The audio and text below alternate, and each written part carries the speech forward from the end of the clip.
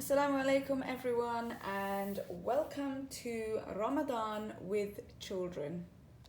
In this session we're going to talk about the kind of activities you can do with your kids at home, how you can allow your children to be able to get on with their activities once you've set them up for them, sharing that with them at the beginning of Ramadan, and all of this to allow yourself as a parent, as a mum or a dad, to be able to find time for yourself whilst your children are preoccupied with perhaps Ramadan activities or Quran reading or any kind of useful activities or books related to Islam or Ramadan.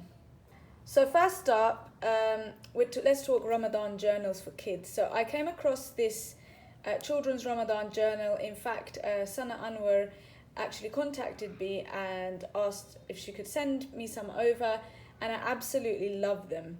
So if I open up to one of the double spread pages, every page consists of like a prayer mat piece like this, and then you've got a section to fill in whether you've prayed, whether the children are sort of part fasting, practicing fasting, a place for them to tick off good deeds, a hadith of the day, and then also a little diary sort of section for them to write their thoughts for each of the days of Ramadan.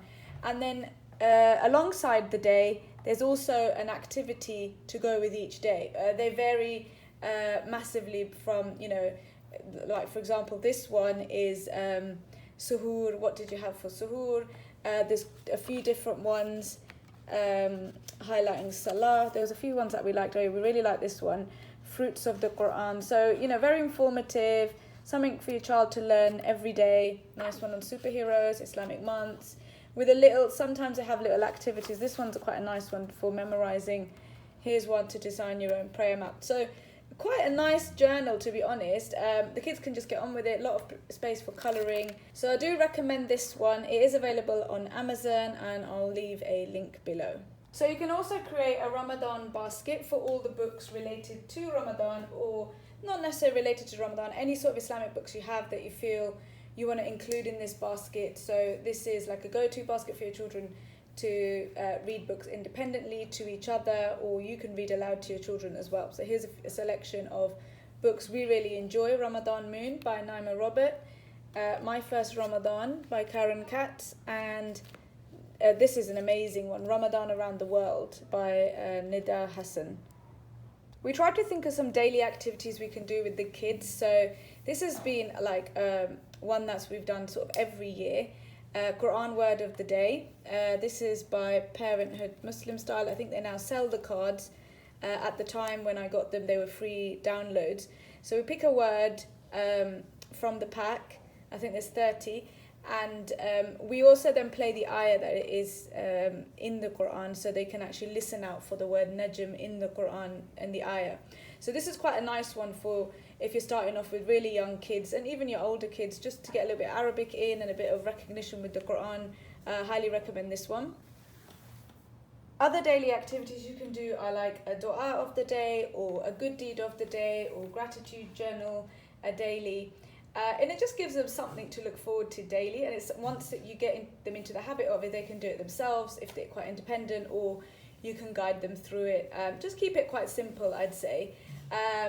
What we're really essentially trying to do is just have a variety of activities ready for our children to choose which one they want to do each day. But it's nice having a couple of daily activities. I wouldn't really go beyond 2 or 3 because it then does feel like a lot, especially on the parent. Over time, we've really enjoyed working on projects. So this year we're having specific projects for each of my children. I have 2 girls. So the eldest one, who's turning 7, she wants to focus on a recipe sort of creating project, and that we're going to kind of do with her, a Ramadan recipe box. And the youngest will do something on the moon. But together as a family and with me, we're going to be looking at Jannah. So every year we try and explore a new topic that we haven't really looked at in detail in Ramadan. One of the years it's been like stories of the prophets. What else have we done? We've done a few sort of different ones, but this year we really want to look at Jannah. So we've got the perfect books and activities to go with this, and I've actually been collecting things over time. So this is an awesome book by Yasmin Igala, and it's a story of 2 young kids with their grandma talking about Jannah. So really lovely language, really great illustrations and pictures. And we're combining this with Aina's In Jannah I Want Imagination Journal. And we just feel like this is such a lovely journal. We've got the e-copy only. I think they've now launched the actual physical copy. So it's very much about shape and colour and imagining, because we obviously don't know what Jannah is like, but we can try and imagine it at least. And we've started a little bit, but I wanted to save this project for Ramadan so we can work our way through it. In Jannah, I wanted to see my creator without shielding my eyes, and it's just really a very therapeutic art session where we have a nice discussion about Jannah. So that's something, a very light-hearted activity we're going to be doing together during, we'll see how it goes, maybe every day in Ramadan, or most days I'm assuming we will do it, yeah. So as I was saying, with my eldest, we're going to be working on a project specific for her, which she really is getting into cooking and wants to do more things in the kitchen now.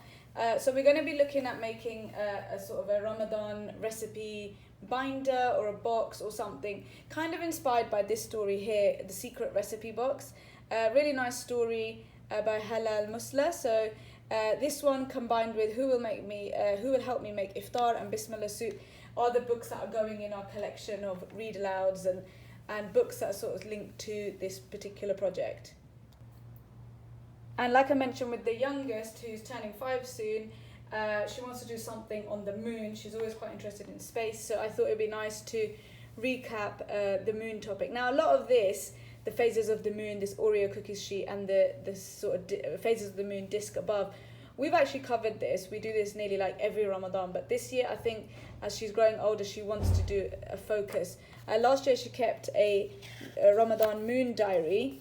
Clearly, she got kind of bored towards the middle, so I think this year she really wants to do this. So I think it'll be quite nice for her to track this as we maybe go outside or just have a look through the window. Now, with Ramadan, we also want time for ourselves. It's, fasting isn't the easiest, and we want to keep our children busy with good activities. And these are books by Ilm to Amal, and I absolutely recommend this book, My Brother's Shield. Firstly, it's all about Ramadan, and the activity book that goes with it is awesome. Like, my girls, we received it as a gift, and they've already, I think they're halfway through, so I don't know how much of this we'll be doing in Ramadan, but it's a fabulous way for them to collect stickers and go on this superhero training to, I guess, become a superhero. But the challenges are really, really good. I highly recommend it if you want something. If your children are quite independent, age 5+, you could do some of these with them as well. I really recommend you look into maybe purchasing this for Ramadan. Colouring books are a big hit in our house, and one of their favourites is actually this one by Shireen Sharif. This is My First Quran with Pictures. It's Juz Amma Part 1, so not the whole Juz Amma. But they absolutely love it because it reminds them of the surahs they're learning, and they've already started colouring some of these, and they've got a long way to go. So not only can they go over memorising the surahs or listening to surahs, but they can also colour in and sort of reinforce the meanings for them. Another colouring book we've collected to use in Ramadan is this beautiful one called Beautiful Names of Allah, a colouring and activity book. There's 2 parts to this because obviously Allah's names is 99, so this is the first part, and the girls have started, but just really simple language. Allah's name at the top there, Ar-Rahman, a little meaning and a little bit of explanation and a picture to also help with the meaning. So this is a lovely colouring book, Beautiful Names of Allah. We do like our discussions in Ramadan, so or books where we can have some read-alouds. And I recently discovered this book, actually recommended by a friend, called My Little Quran Verses. It's just really, really cute. A little verse, a little story, and a little teaching. So there's a few different parts. There's quite a few verses, so it should help us cover us for the whole of Ramadan. So here's a little story on Allah is one, and then a little sort of explanation, and then I think the surah here, Qul Huwallahu Ahad. So, really simple stuff. You can even play the ayah to them so they can have a little listen.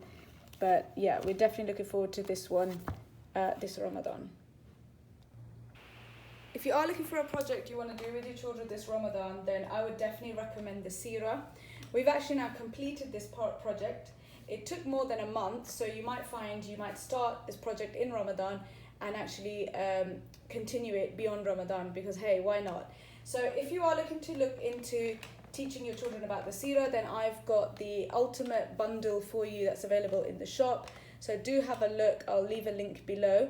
It comes with a full sort of study plan, teaching plan. So that's a full 20 lessons with the resources in that full bundle. You can obviously buy the plan on its own if you wish to, but I highly recommend buying it as a bundle so you can make use of all of it, I guess, when you're teaching.